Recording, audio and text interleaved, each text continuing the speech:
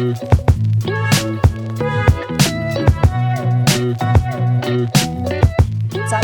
and welcome back to Breaking Waves.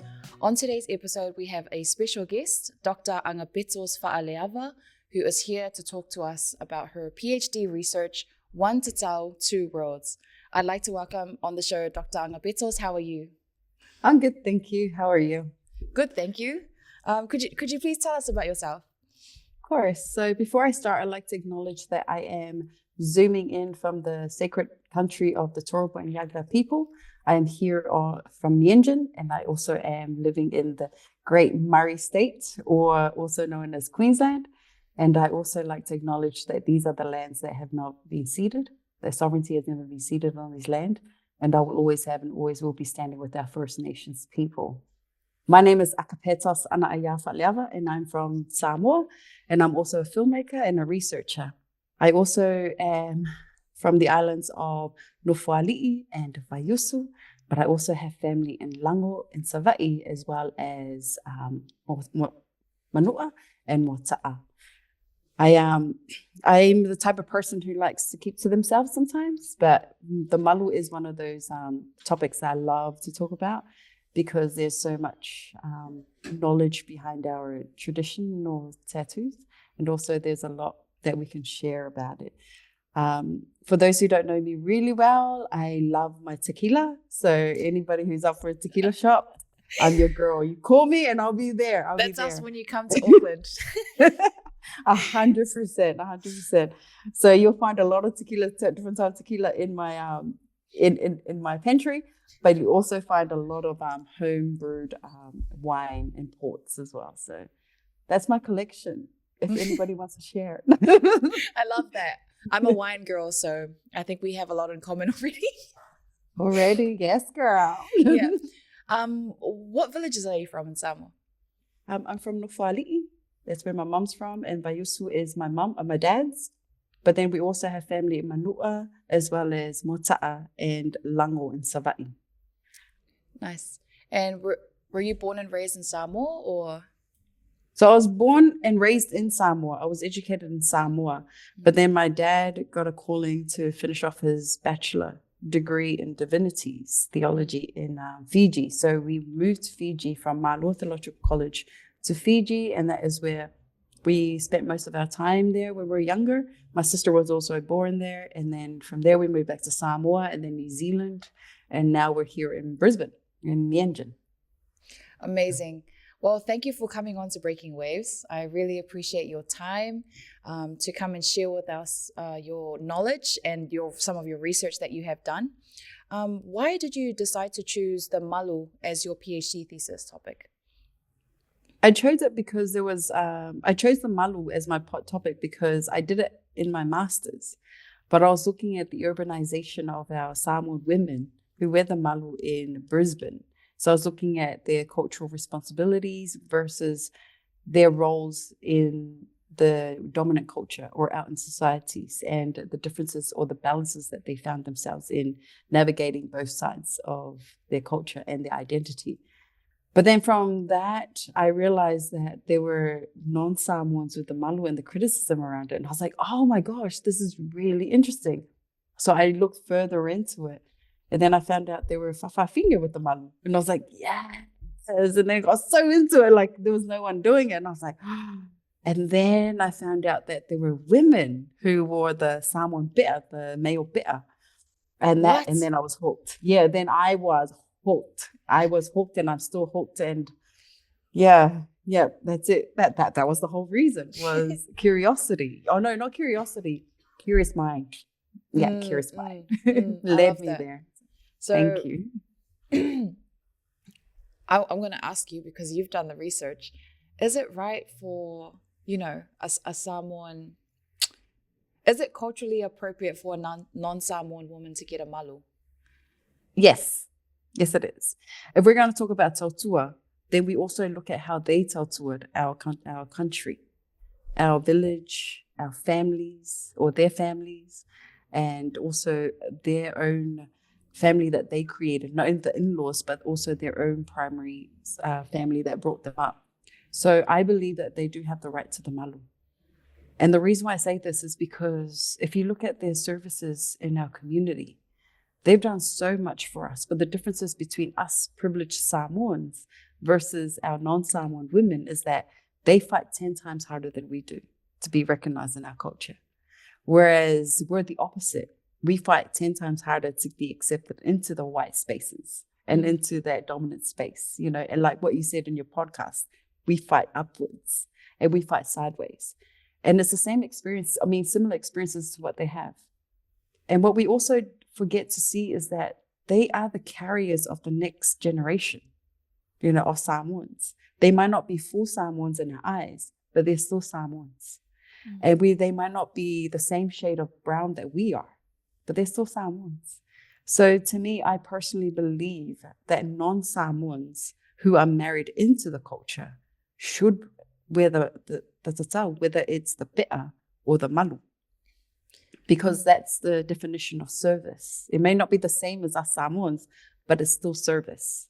Do you see it as a way to further preserve our culture? 100%, yes. Because if they're wearing it, so the differences between a Matai title and a malu is that Matai title, you can pass it on to the next generation. Yes. And anybody who has the Matai title has the rights to them. Their descendants have the right to that title. And those titles are connected to land. Whereas the malu is a personal experience. It is between me, my tufunga, and God. There's no one else in this relationship. It's just us three. And then when I turn to look at the community, then it's my turn to serve. Like, this is my purpose, and I serve the community. So when the non-Samoan women get their malu and the way that they advocate for us, we don't see it. And the reason why we don't see it is because their tautua is very quiet and silent. And it's like one of the mamangu, like one of the jellyfish on our tatau. The jellyfish is what is so beautiful. It's elegant and it's gorgeous. And it's related back to the women in our families. Like they're strong, but they're feminine. Like, they're beautiful. There's something classy about them. But the moment you touch a jellyfish, you get stung. And then you get you become sick. And then you get taken to hospital. It's like a jellyfish in the sense of a woman. As soon as you piss your mama off, the first thing you get is a jandal in your face. And that's discipline. That's discipline for us. So if you look at the non-Samoan women, they float through our community quietly. So some of my participants, their line of work in the community speaks louder than their own color skin. It speaks louder than their malu on their bodies. And the impact of their services in the community is bigger than the tiny dot of malu that they're wearing on their skin. So when they passed on, they can't take off their malu from their legs and give it to their daughters. They take the malu with them. The daughter has to earn her rights in their heart and their guts to go and get their malu done, and so on and so forth. Whereas the Matai, as soon as the father passed on, they've already got chosen the next leader. So when for non-Samoan women and their malu, and their services to the community is very quiet. And when I went in and I sat with my participants and observed what they did, observed what they've done, listened to their stories, and I realized that they've done so much work for New Zealand community in Tamaki Makaurau. It's huge. And I was like really impressed. I was like, holy, if only our whole entire community, especially our gatekeepers on social media, our digital village people, if only they could see this. And some of the people who are gatekeeping the malu and going up against my non-Indigenous Samoan community is that they too are benefiting from the work that a lot of our non-Pacifica, non-Samoan women are doing. So we have to then navigate that carefully and respectfully, because you might never know, you might be criticizing the same person who is putting bread on your table and a roof over your head, or it might be the person who's educating your child, and you're standing there holding on to a culture that should not be held on to. It should be shared.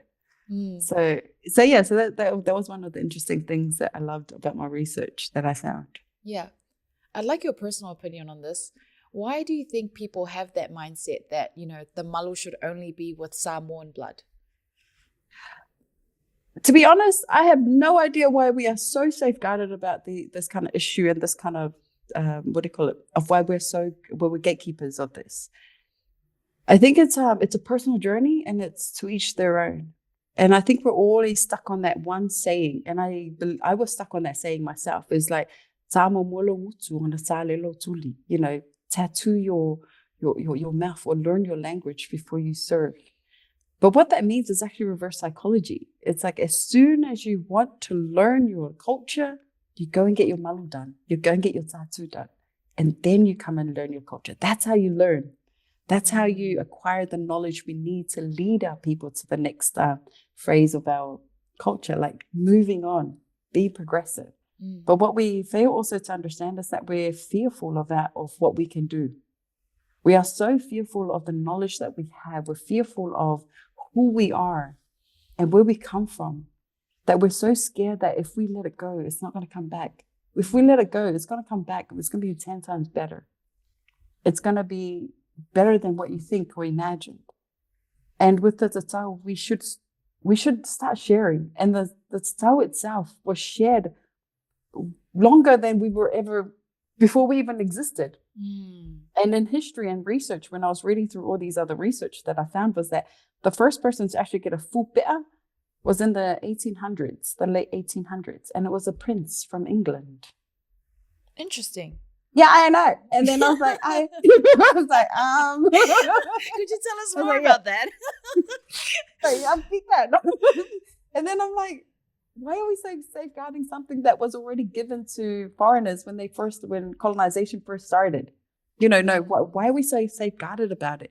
And then when we go around and say, oh, the malu is specifically for Samoans, it's Samoan malu. I was like, no, the malu belongs to everyone. You know what this reminds me of, Agapetos, is when the king you know, he got the Matai title from Siumu. The people of Siumu decided. And there was an outrage. If you look at the ABC Pacific reel about Chogam at that time, you look into the comments, you'll see a bunch of people talking about how our elders don't know anything. They're just giving away, you know, parts of our culture. And most of these opinions were actually from people in New Zealand and Australia abroad. And it's very similar to what you're telling me about, you know, the malu, our gifts the pe'a, the gifts that we give. And it's just a lack of understanding, would you say? It is 100% lack of understanding. But we also got to realize that our critics, our digital media village, digital village people are gatekeepers of this, and I don't even know what their fear is. Okay, first of all, you're living on stolen land. Yes. You know, First Nations here in Australia are still looking for sovereignty over their land. You're living on that land. But if you go back to Samoa, we have privileges. We own our land. You know, that's the one thing we need to understand. The second thing we need to understand is like, look at the movement in New Zealand now with the indigenous people, the Maoli peoples in New Zealand. They're moving, they're mobilizing, you know, because now they're awake up here. Whereas our people are still sleeping up here. Like, we need to wake up. Like, we need to wake up and stand up and see that our generation now is different. The Fa'a Samoa now and the knowledge we have now is totally different from the 1700s, totally different from the 1800s to the 1900s and 1940s to 2001. What we know now is totally different. Why? It's because we've been progressing over the years. Knowledge has come in. We're now well educated. We have opportunities. So instead of like looking at Siumu and criticizing Siumu and the elders of Siumu, but you need to understand the elders of Siumu is so wide awake and so more woke than we are. And they know exactly what they're doing. And it may not sit with the way we see the world now because we're looking at the world from a white perspective. Yes. We're not looking at it from a... Sorry, Hana? Yeah, when they're educated in New Zealand, they're put through a Western lens of how to see culture and how to see politics. And like, my family have said this, eleva lea Samoa. Like, they think Samoas don't have the education to understand the patriarchy and colonization and things like that. I was like, first of all, you're in New Zealand, you're living on land that's not yours. And people back home, they have sovereignty back home. So, exactly. And the other thing was like, when I think I watched your interview with one of the Matais. And he said it's an honorary title. Yes. There's a difference between a real Matai title to a leader and an honorary title. Come on. Like, and then I was like sitting there going, yeah. Yeah. So, yeah. So, and that crazy. was a conversation. Yeah. So whenever some people from New Zealand come over to Australia and try to bring that kind of mentality here, I call them out. It's like, yeah. So I was like, let's go for a drink. Let's go for coffee. Let's have a conversation. Because sometimes, and I love how Sanina Tanielu put this on his LinkedIn. He goes, there's some conversation that is meant to be for social media. Some conversation are meant to be for research. But there are some conversation that is better off face-to-face over a cup of coffee. In my case, a tequila, we just sit down, we relax and we talk about it. And that's where understanding comes in. And I think what our people are so lacking right now is that we have ample opportunities like here in Australia, in America, in Europe and New Zealand to get an education, to read into materials that was written by others for us. Our job now is to correct those materials, to correct those articles that was written for us. And if you actually look at a lot of the research that's been done about us, most of those research and experts are non-Samoans. Yes. There was a guy who headed, and I found this in my research, that he is an expert in Fa Samoa and the Fa Samoa language over in New York. And he's Italian. And he doesn't even know how to speak Samoan. I was like, this is what they're coming from when they say decolonizing research, right? Decolonize, and this is where we come in. But the saddest thing about it is like we come in through a Samoan lens and a Pacifica lens. And that's why I always, regardless of where I go and whatever I do, I always give thanks to God for blessing me with a scholarship through my research at the university that I studied at, and also blessed me with my participants. The first people who said yes to me was a Maoli. And then it was a Palangi. And then it was another Palangi. And then it was a Spangiolo. And then it was a Filipino. And then it was an African-American black Fafafini who said yes. You know what I mean? It's like all these people said yes, but the majority of those who said no to me were our own people, were Samoans. They were the first ones to shut me down and shut me out. And I was like, that's fine. I'm not dead. It's not going to put bread on my table and the food over my head, like a bread over whatever it is that I eat off. It doesn't. And as I continued and I pushed through, and I realized that a lot of us are taking the Tatau and its meaning out of context. And a lot of us don't even see that the Pacifica centers and universities are led by non-Samoans. And I got hated on, and I'm wearing the same dress that I got hated on, by the way, by a Caribbean by a Caribbean professor, because I said, well, her last question was, what should non-Samoans, what should non-Pacifica researcher understand about Pacifica knowledge? And I said, Samoa mo Samoa, Pacifica mo Pacifica. People out my moana for moana, meaning fund moana researchers, fund moana academics, fund moana researchers and PhD students to go out there, get our data, and then bring it back and write it to research and academic papers and put it out there for our people. It is hard for us enough to fight, not only sideways, but upways. But because we don't have the opportunities, because non-Pacifica people are taking that opportunities and they're becoming the experts of our knowledge. And we're allowing that. We are absolutely allowing that. And a lot of the research that I've quoted in my research, I quoted it with a salt in my heart. And a lot of it, I cried through it because this is not my people's voice, and it really hurt and it cut deep, because who the hell does this Palangi or this German or this Italian, who the hell are they to tell me how to be a Samoan? I know how to be a Samoan. I've lived through it. And every day of my life, I have to fight as a Samoan and I have to act like a Palangi in their space.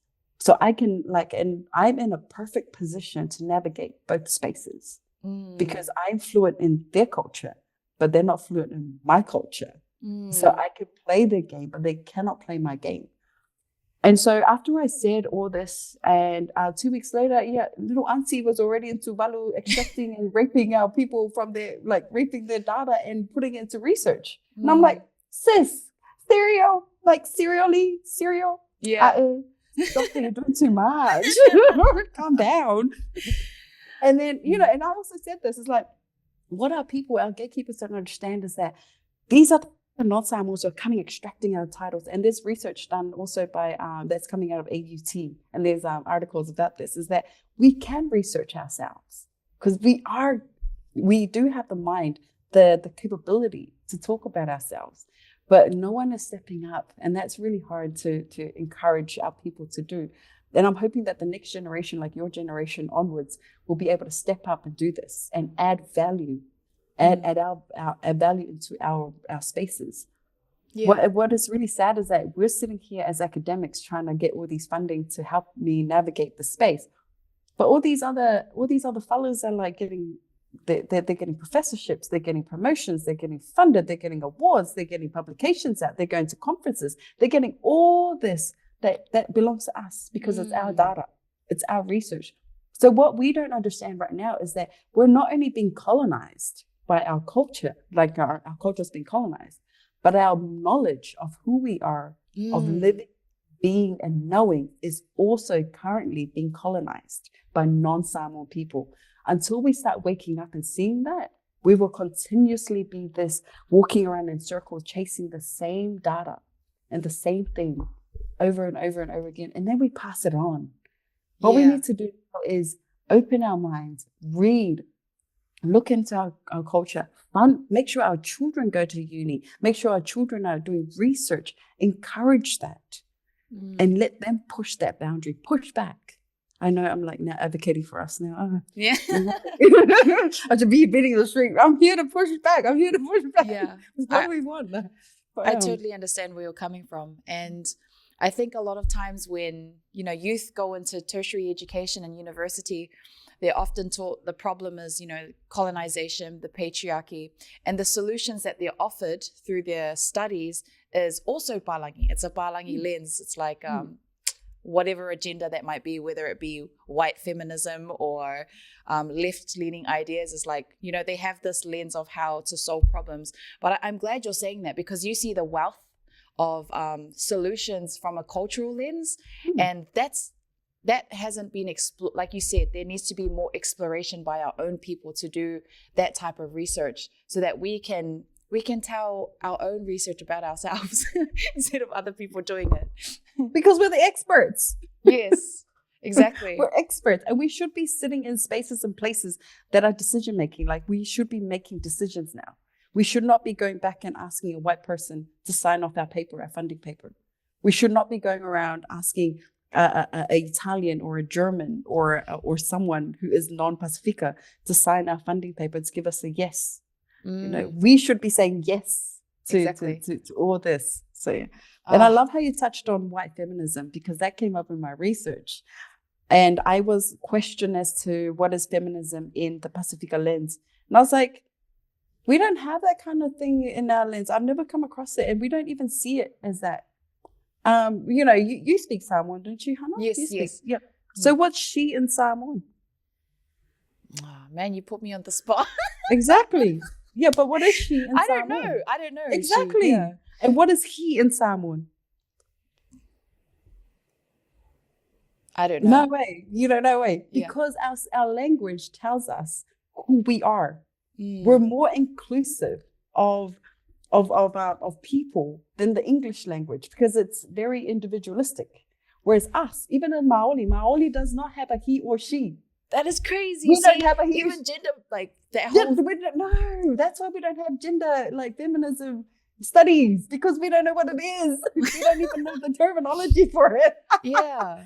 and so what I find is they're applying those ideas to our culture, and then it just muddles everything up, and then they come with their whiapoko and they're like, oh, this is what, it's crazy. Exactly. And that's why when people try to shut me down, I was like, I'm not shutting you down, honey. You're shutting yourself down. Exactly. It's you. Yeah. So that's why when it comes to white feminism, it doesn't sit in the Pacifica spaces because we don't even know what that is yet. Yeah. Because our language that's been around for thousands and thousands and thousands of years has always been inclusive. It's you don't hear our elders saying, like, when there's a bunch of us sitting on, like, laughing like hyenas outside, and you hear the old lady and say, Yeah. And then you see all the fafafingers, the boys and the girls holding hands, laughing and giggling. Because, lako is them, it's them and they and us. Yes. And we, remember, yeah. You just blew my mind. You just blew my mind with that one question. Now I'm gonna go ask my parents. I didn't know there's a he or she in Samoan, and they're like, yeah. And to me, because they it's kind of say like equal. Sorry, yeah. So before colonization ever came in, the men and the women, all of us, our men and women had this thing where we worked together, and then we chilled together. And then we sewed together, and then we trade together. There was no gendered, duties performed by men or women. So when the men go out to the plantation, the women go with them, and the kids go with them. The West need to learn from us, if anything. Yeah, exactly. And then when trading happened, it's the women and the men who navigated the canoes around the island trading. It was never a man's job. It was a men and women. It was the whole village thing. It was a Aina thing. It was that is so beautiful. And that's why that's why the Malu is really important in this and plays a really important role in our community, because when the Malu comes in, it's really important that we understand that the Malu is actually it's a navigational map. It's actually a navigational map. It's not something that it was given to us, by us, for us, that was created for us Samoans only. It's a navigational map. It shows you how to navigate the moana as a whole. It didn't show us how to navigate just this one little piece of land. It showed us how to navigate the whole moana. And if you look at the motifs of the Malu, that's a map that our ancestors came up with and created it and put it on our women's bodies. So that's why when the Europeans came in with their ideals and their values and their knowledge, their new knowledge, our people were living one with the land. We knew when to take off the land, when to take from the land, and when to give back to the land. So when we take, we give back. So when we fish, we make sure we only take just enough to feed the family. Yeah. That's why, okay, I don't know if you know this, okay? So here's another way of looking at it. For some of our families, right, do they plan 5 years or do they plan to the next Sunday when they get their pay? Yeah, the next Sunday. Right? Because the way our people, they don't plan 5 years. They play till the next Sunday. So when we get our pay goes, make sure there's a whālawa in Samoa, and they budget it all the way to the next Sunday. And when they do the portions of the food, they portion it out until it gets to the next Sunday. So that means, they harvest on Saturday, getting ready for the Sunday. And then that is then portioned out to the next Saturday when we harvest for the next Sunday. So we only plan on a weekly basis. Whereas the Palangis, when they came in, they planned for a whole year or a whole month or a whole, 5 years. That's why they had those goals, whereas we don't. We live in the moment and we enjoy every moment. So when the Palangis came with their ideals and their culture, they then embedded that culture into ours that reflects the middle class of Europe. And that's why when you look at the way we dress, that's not how we dress because it doesn't suit the climate. And also the way we talk. And that's where the segregation of men and women came in. So women ended up staying at home and looking after the kids. They're the incubators, more like it, or pooping out children. And men were out harvesting and doing the plantations and fishing. And that's where the shift in our culture came. And that's where the change in here came as well. But what we always forget to do is that we are the carriers of our own tradition and our culture. And it's in our language that tells us. Yes, but we forget that. We speak it, right? We speak it every day, but we don't take notice because we don't hear what we're saying. That's so awesome. And I particularly like what you shared about being inclusive, Samoa being inclusive. So I never knew there was no word for he and she. I do know there's a word for boy and girl. But talking about that, we also have our Fa'afafine community. And in your research, I wanted to ask, is it culturally appropriate for Fa'afafine to receive the malu? Why not? Like, I'm asking, why not? And the reason why I'm basing, the reason why I always say, why not give them a malu? You know, it's isn't the malu a sense of tautua? Isn't that what it's all mean? Like tautua. But even the pi'a is also tautua, and I get that. But why can't we have the option of choosing what we want? Because when I wanted to get my pi'a done, I didn't want the malu. I can honestly tell you that I had an argument with my dad on this. Because my dad's a minister, you know, you have to respect that. But I wanted the full male pi'a. That's what I wanted when I grew up. And I wanted that option. What about the argument that it's dedicated to certain genders? Dedicated to, says who? That's no, just sharing, yeah. Says who, yeah. But says who? Like, there is nothing in our culture that says that the pi'a is specifically for men and the malu is specifically for women. You know, and I could not even find for the fact, I got stuck on that. I was like, who created the pi'a? And who created the malu? And who started it? And who owns it? So these are some of the questions that really bothered me during my research, because I really want to know the answer so I can share it with everybody. But I could not find it. Even when I spoke to those who have the full pi'a, and also did a PhD on it.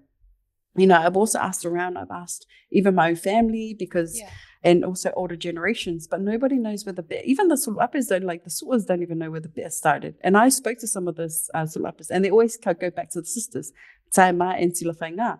I was like, yeah, but where did they get the pi'a from? You know, and how did they come up with these patterns? You know, and where did these patterns originated from? And these are some of the questions I asked. And also in research as well, I was like, it never said that the pi'a is for men only and women wears the malu, even though that there is differences in the patterns in that. Yeah, do the patterns represent what's more dominant to what males do in Samoa, or no? So, this is where I got stumped on, because you're not the first person asking this. But my stance on this is that I don't comment more on the male side, because I don't have lived experiences of going through the pi'a journey, like the full male pi'a. So if I do have a full male pi'a, then I can comment on it. But so that's why I respected that area and not tread on it too much. But I specifically look at the malu side of things, because the malu was specifically was where my research sits. And that's where I have my own lived experiences of it. Because not only I got my malu done, but I also decided to do my research on it. But I decided to do the controversial side of the malu instead. But with the pi'a, it's the best person to ask that question to will probably be Dr. Sani. He did his research on it, and he received his pi'a during his research. So he'll understand that more. But to me, and the stance that I look at, like from my lenses, is I look at the motifs. What do the malu and the pi'a have in common? And what do they represent? And then I looked at the motifs of the malu versus other islands and their motifs and their stories.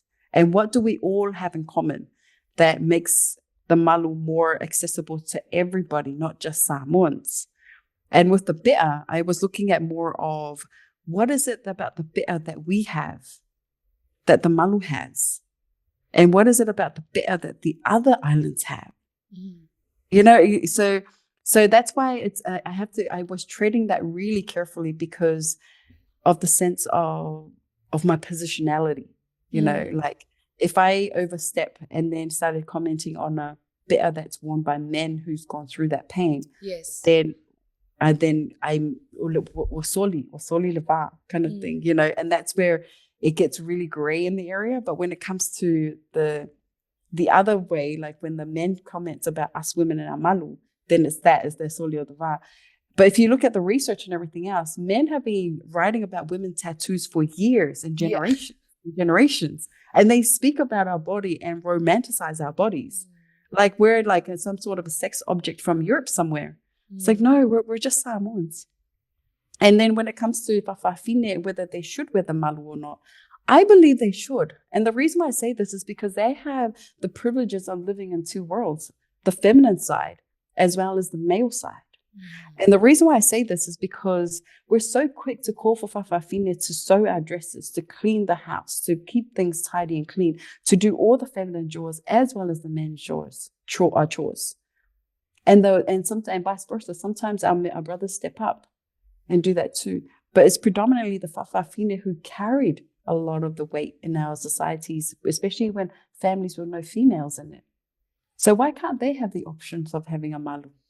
And, you know, to be honest, through my research as well, is that a lot of fa'afine have secretly went and got their malu done, but did not want to come out and let us know about it. Because of this very reason, the criticism from not only our digital media, but also from our community. But there's also women who have already got their full male pita done. That's crazy. I never knew that. Auckland or New Zealand is very good at breaking the rules, but very good at gatekeeping at the same time. That's so crazy. So it was in the 90s. Basically, you're saying that our mesina should not be gender specific. Exactly. And it should be rooted in our values and what its meaning, whether before gender and who it should be assigned to. Yeah. But the problem arose when the malu and the pita was opened to everyone. That was when the problem started. Sorry, that's okay. Because my phone is all on on flight mode. No one's allowed to interrupt me. I'm talking. I'm so sorry. Apologies. Okay, let's remember. Okay. So the malu was as soon as the malu and the pita was opened to the public, to any Tom, Dick, and Harry out there, the problem started then. So anybody was able to get it. Anybody. And then there's an argument saying it's all about suengakupe, you know, it's about living, it's about looking for money, using our culture or exploiting our culture to make money. But it was never that intention. It was about sharing our tatau and sharing our culture. But then now it's gone into exploitation of our culture. You know, and with me, when I got my malu done, it was very sacred and secret.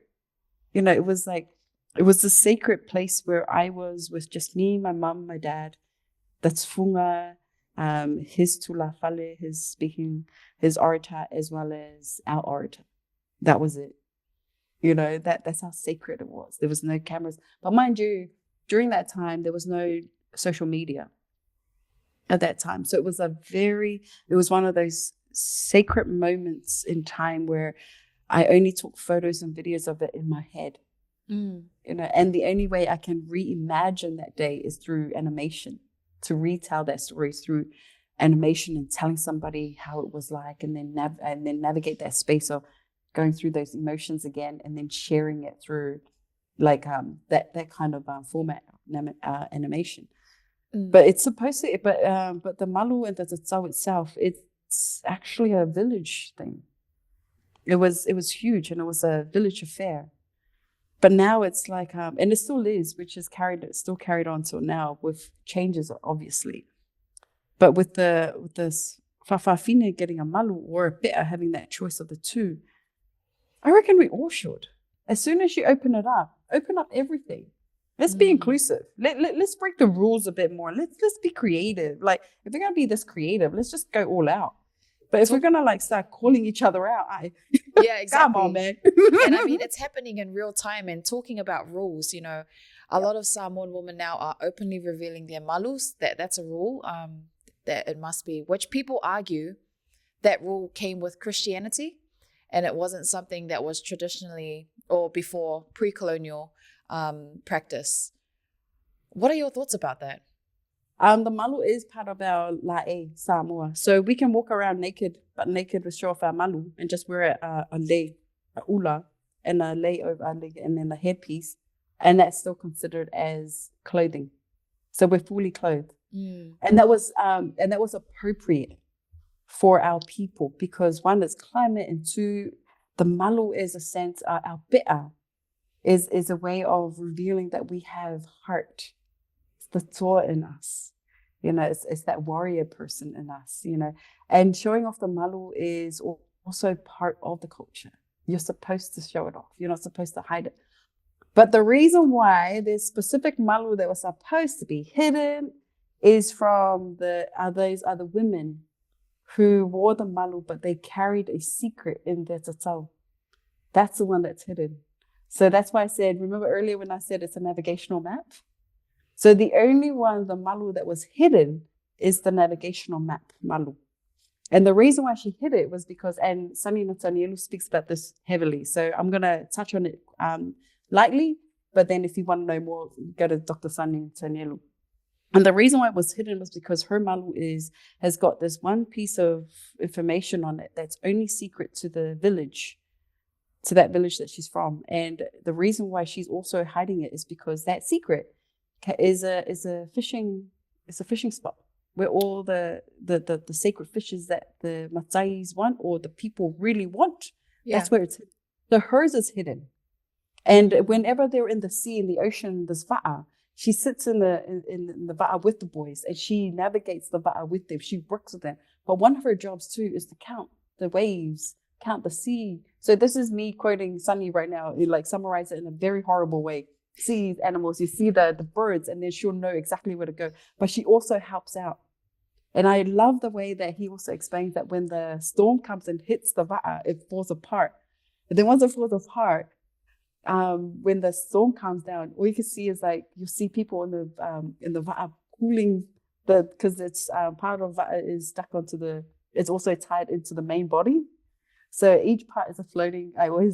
Each part is a floating mechanism where you can float. The survivors will float on it, and then they start pulling you back in, and then they start putting together the va'a mid voyage.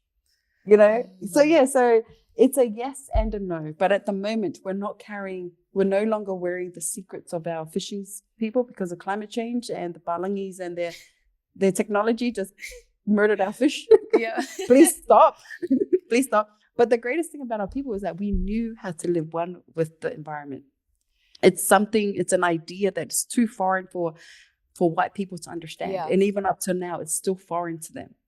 Because they just think that power comes with digging up our seabeds, digging up our earth, taking away the forestry, the forest, taking away all this, all the nature's beauty. And they think that that's power. It's not. You're killing us at the same time. Exactly. You're killing culture. You're killing language. You're killing everything. Like I said, they have a lot to learn from Samoa. They have a lot to learn from the moana itself, like the whole all of Pacifica. So it's a yes and a no. But at this point in time and this time and age, it's a yes. Just wear it. Because, at the end of the day, I went through the pain. You didn't. And at the end of the day, the number one rule when it comes to the Samoan tatau, only those who wear the tatau is allowed to talk about it and discuss it. But if you don't have the tatau, whether it's a be'a or a malu, you have no right to discuss it. So that's one of the rules of the tatau. And a lot of people forget, like a lot of those who don't wear it forget, that they have the right. You can comment all you want, but if you don't have a malu, thank you so much. I really appreciate your 5-cent piece. But it's my body. I went through the pain, and I endured that pain, and I'm standing tall wearing my malu. So if I choose to go on stage and bump and grind Chris Rock or whoever the hell he is, or Chris Brown or whoever he is with my mini shorts, don't come for me, because why? You don't have a malu, but I do. That is crazy. If I'm gonna break it down like it's hot, it's my choice, not yours. So if you don't, and the other thing is, it's only those who don't have the malu that criticizes us the most. That's the sad reality. So to me, bottom line is, if you want to show it, show it. If you don't want to show it, hide it. Yeah. I'll be honest. I was one of those people that criticized, the girl that was on stage with Neo with her malu. I was one of them. Oh, it's Neo. And that's because of the knowledge that I've been passed down through. So education helps a lot, and your perspective has helped me a lot moving forward. And so I think this will actually help a lot of people, because I've never heard this one before. Yeah. I've never heard this perspective before, but I'm so glad. And it blows people's minds. It blows them. I was like, why are you like this? It's like, why not? I'm not Palangi. I don't think like a Palangi. So when I speak Palangi, I have to speak like a Samoan up here first, translate it, and then repeat what I say up here. And sometimes it sounds like it's violent. I want to fight somebody, but it's just how it is up here. So so I'm not a Palangi. I don't think like a Palangi. I don't walk like a Palangi unless I'm in that space. Yeah. Then I change it. Then I switch it up. But I'm a Samoan. I'm proud to be Samoan. I'm proud to wear off my tattoos. I don't care. Yeah, honestly, exactly. And it's picking and choosing the rules, eh? Like, if they're going to criticize someone for bumping and grinding on Neo, I'm talking about myself on stage, and then at the same time disregard the other rule of you can't speak about the malu if you don't have it. It just doesn't make sense. And the other thing is and it's really hard, like especially if we go back to the non-Samoans with the malu, if they ever got the malu and we don't, and we're against it, then why are we speaking the language? Why are we getting educated in their system? Why are we living on land that their ancestors stole, that now you call home? Why are we doing all this?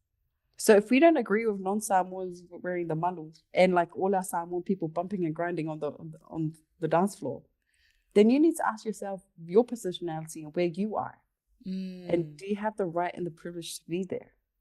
I mean, I live in Australia, but I live on land that's not even, I live on stolen land. So it's so so I always much think deeper. about that. It's so so I always much think deeper. about that before I judge. That's what you get from being a 5 kid and getting criticized the whole life. You just took this one issue and it's like, it's actually not about that person, it's about you. You need to look at yourself. I want to look in the mirror. Who do I see? I see pride.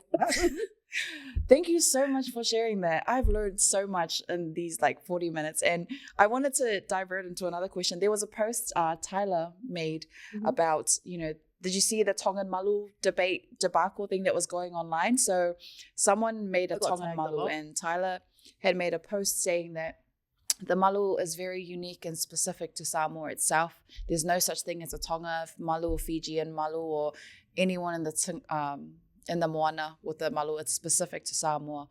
I'm interested in what your thoughts are, because you just schooled me on this whole Malu thing, and now I have a lot to think about and reflect about. What are your thoughts on Tyler's post?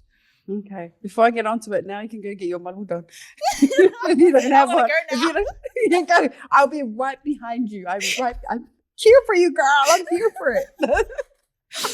And if anyone criticizes you, don't worry, I'm right behind you. I'll criticize them too. I've got words. I've got so much words. Broken English and English, from England. So going back to Tyler's one, when she said that there is no such thing as this is very specific to the Malu. To the Samoan people. Says who? Since when? And who said that the Malu belongs to Samoa? And the reason why I ask these questions is because we don't even know where the Malu originated from. We always say it's from the sisters. So in my research, I actually looked into it and I realized that, and then there was another researcher also looking into how did the Malu get to Samoa as well through her research. But she was looking at more of the costumes, offside of the dancing costumes in Rotuma. And then the Malu came up in her research.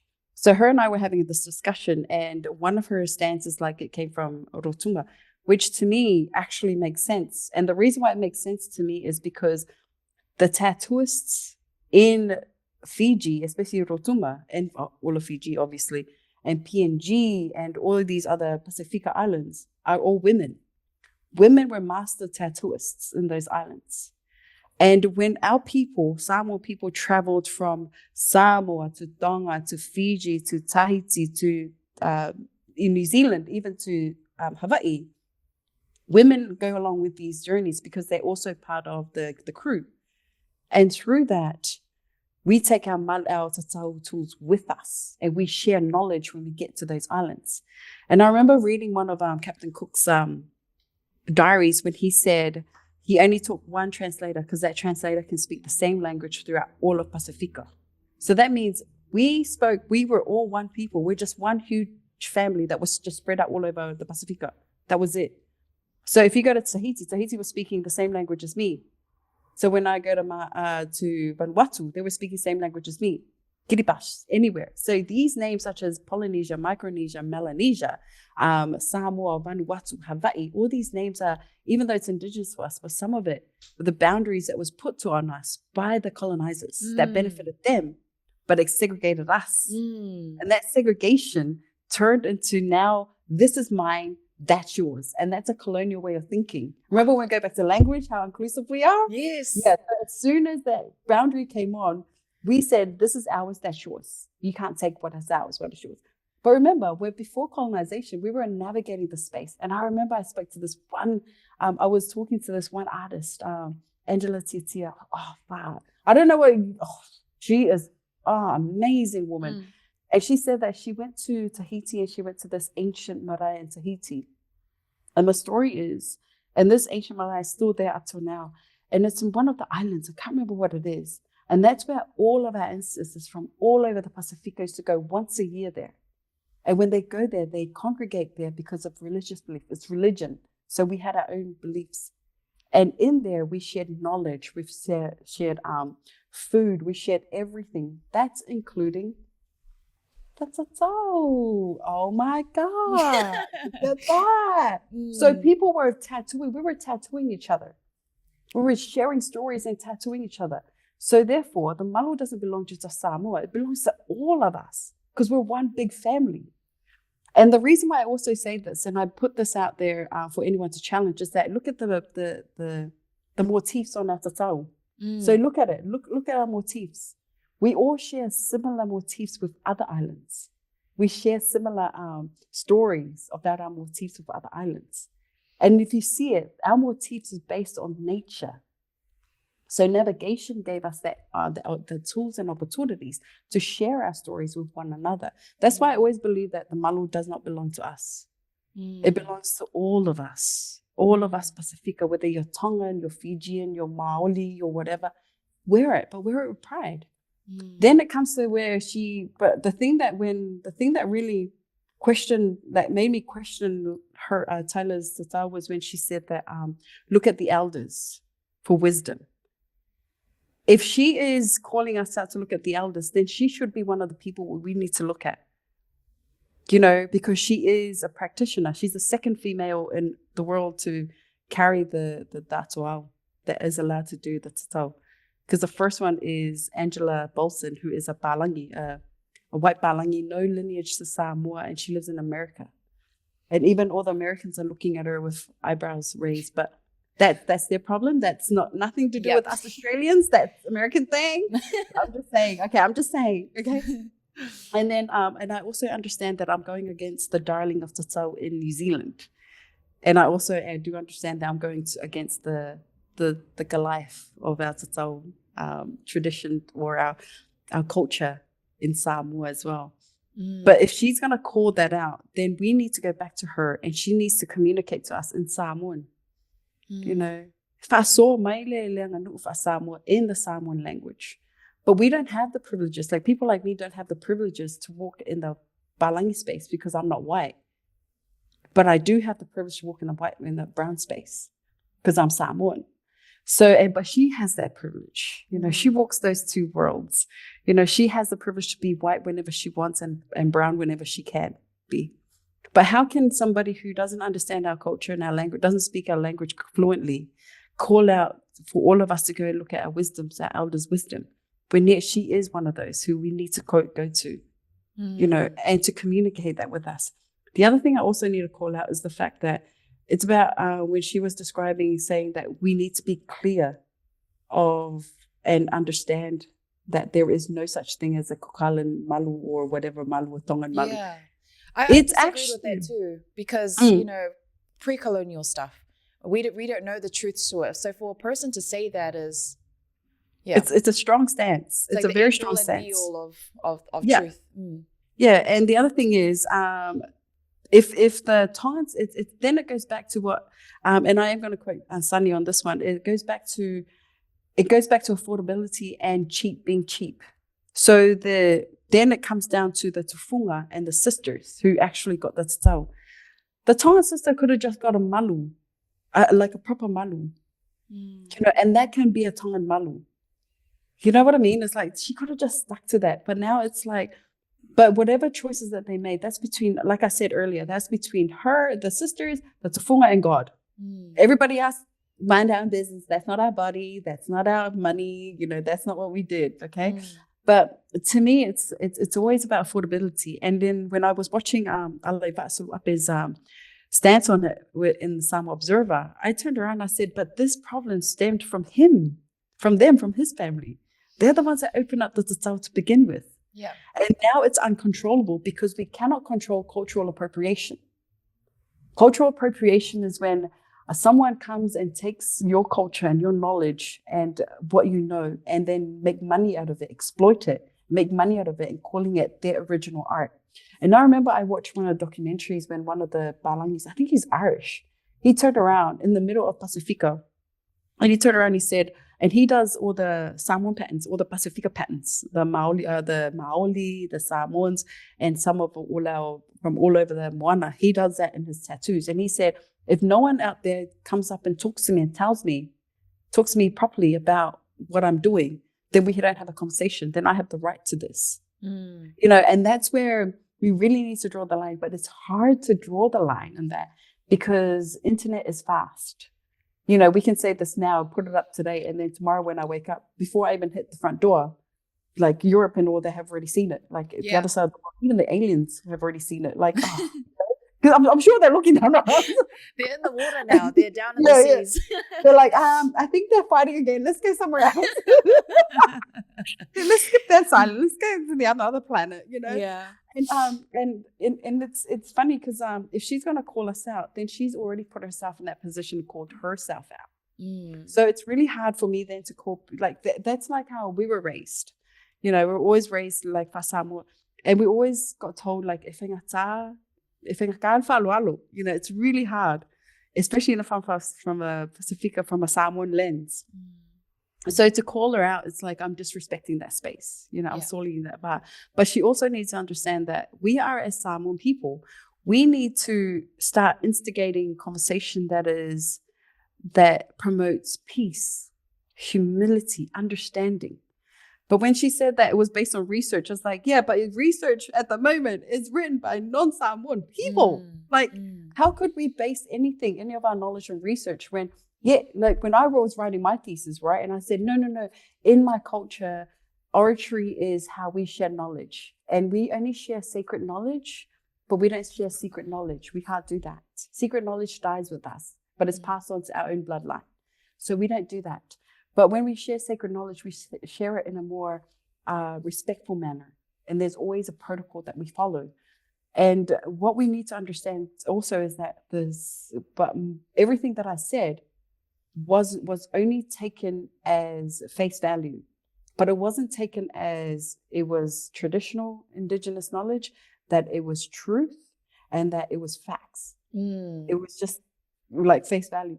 What's facts according to academia and research is that it is published. There's data involved. There's funding behind it, or no funding. And it was written and peer reviewed by other people to say that this is true and factual knowledge. That's why non-Samoan people excel in our culture in writing about us than us, because we're just coming in and we're starting to push back on this. So when I was writing my thesis, a lot of the stories that I knew, I couldn't put it in there. So I had to get non-Samoan research to put it in there to solidify my stance in the Balangi space. And there were some stories that were contested because in what I was learning when I was growing up, what the people viewed as what happened at different incidents throughout the whole entire and our history is totally different from what was written about us. So when she said it was based on research and all that, I was like, yeah, but it's easy for you to say because that's also your space. You know, that's your ancestors. But it's hard for me to say it because it's not my ancestors. Because my voice is colonized every day. And my knowledge is colonized by non-Samoans. I don't have a strong voice in this. And the reason why I don't have a strong voice is because my way of knowing and thinking and being and my experience is oratory, but it's not valuable enough for the Palangis to accept it because it's not written. So that's why I push to have my language in my thesis to be forefront in my thesis. I wanted Fa'asamo first and Palangi second at everything I did. And that's why and that's why I really wanted to push back on this one, because it also hurt my feelings that she's talking about Anganu'u and Whanua and everything else, but the malu is not connected to whanua. Like, it doesn't, just because you wear a malu, it doesn't mean say you own that whanua. It doesn't. It's our Matai titles. That's us. It's where we were born. That's our puta whanua is buried there. That's where we belong. Our land belongs to our names, not our malu. Our malu is our story and how we lived with the land before colonization came in. So everywhere we navigated, everywhere we traveled, pre-colonization, we took our culture with us. We took our language, our culture, and who we are. We shared it with our brothers and sisters all over the moana. So a lot of our brothers and sisters wore the malu and the pea. And we too wore some of their malus and their peas. And this is how sharing knowledge was about. And this is what Indigenous knowledge is all about, is sharing. And then bring this all together. And we create an archival archives of all this knowledge, and we share it out to our families and friends. Yeah. So does everybody have the right to the malu? Yes. Everybody has the right to the malu. And do we have to show it off? Yes. Show it off, because we're not wearing a secret that's like part of a navigational map. Peoples. That's the only time you carry it. And should we carry the malu with us? Yes. We should carry it all the time and carry it proudly. But we also need to take into consideration that a lot of our brothers and sisters out there who cannot wear the pea or the malu have allergies to the ink. So they couldn't wear it. And some are now wearing their malu on their arms. Yeah. Some are wearing it in places in their bodies that shows off who they are. But does that count as a malu, or does that, and then we're looking at, I don't know why she's calling us hard out when she should be calling it non-Pacifica tattooists who are taking our malu and putting it on their girlfriends. I mean, there's a dude down the Gold Coast who did that, who put a malu on his girlfriend by machine. So, and there's also, and then there's also a lot of non-Samoan, non-Maoli tattooists who are tattooing Maoli mokokawais. Yeah. And what do you call it? Yeah, mataoras around the world. Why don't we call that out? Instead of calling our own people out and what they're doing. And as for the tufunga who did that to the sisters, do better. Please do your research. Do better. Talk. And I agree with her. Go back to the tufungas, our people, and talk about them. What's appropriate, what's inappropriate, and talk about that and look at that. Like, we got some tufunga. We're getting a lot of tufungas now from New Zealand moving over to Brisbane now.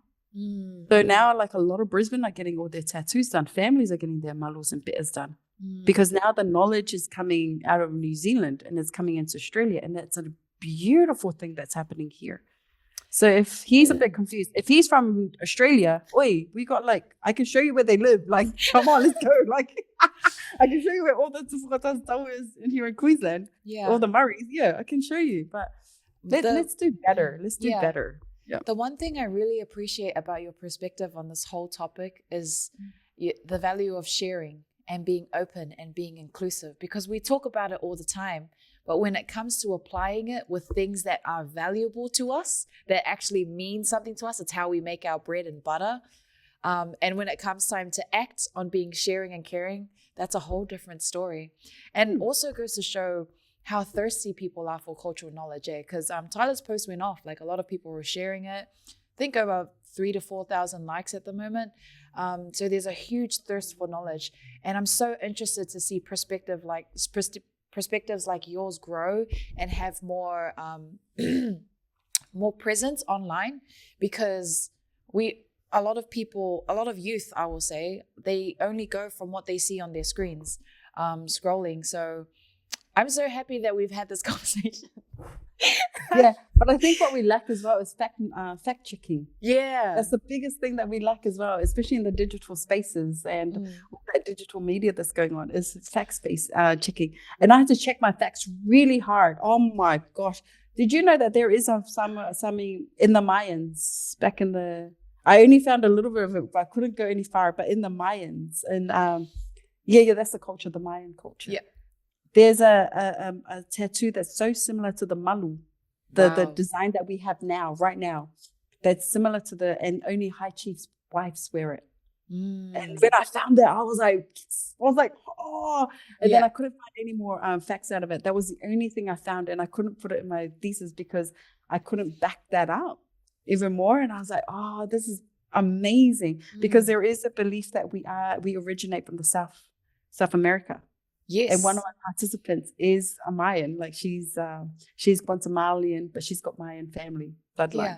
So it was really good to see that when I found that facts, and then I interviewed her, and that became full circle, that became whole for me. That's amazing. Yeah, so that's why I keep questioning who owns the malu. Yeah. Because, who knows? Got to keep researching. Hey, got to be proactive about learning. Yeah. And I love that about you, because man, I feel like I've learned so much, and I just want to thank you for sharing, that knowledge with me, because I can now have more quality conversations with people about this. And to me, that's very useful.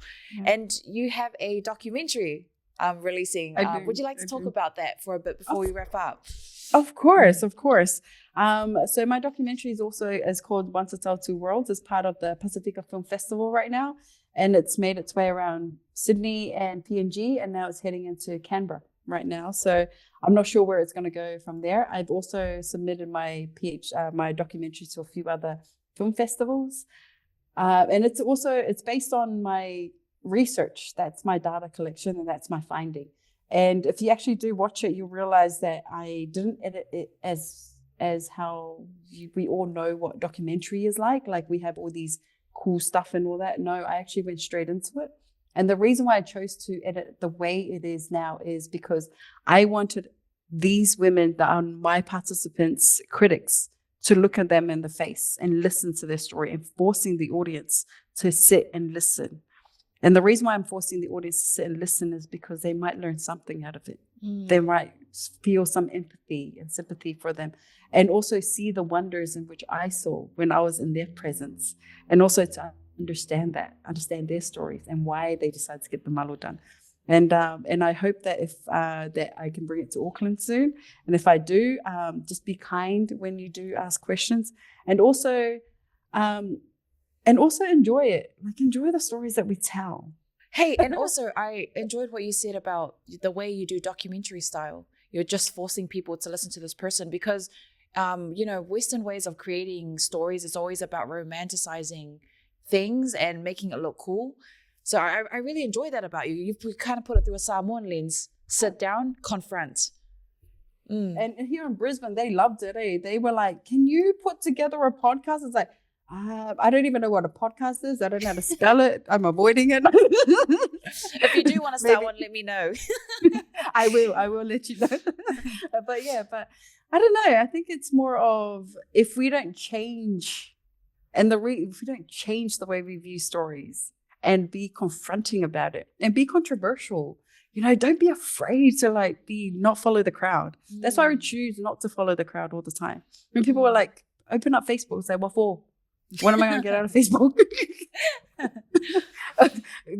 What's on Facebook that I can't see in real life? Yeah. In real life is much more better. It's the fresh air there. And they're like, yeah, open up X. And I was like, I got rid of him ages ago. Why should I open him up again? And then they tell me to go on social media and start TikTok. And I was like, I'll come there and tick your face with this talk, okay? So calm down.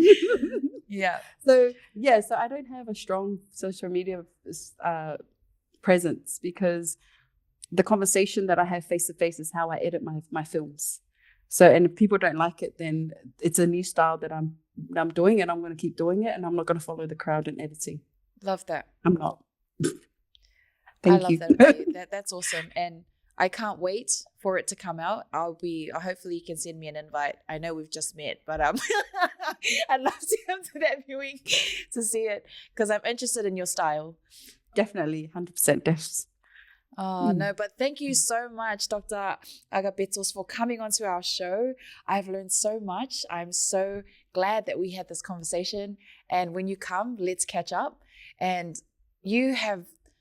I know you don't like social media, and I know, it's not for you, but the knowledge that you have that could help so many people, maybe you could look at it that way. Like you're helping, you're sharing the knowledge using a tool, a social platform tool to deliver the message. And I think that's really important for Samoans abroad everywhere, is that we have quality discourse, and your perspectives and your research can add so much to improving the discourse that we have about our culture and about our anganu'u. And thank you so much for coming onto our show, and I appreciate it. Do you have any last words?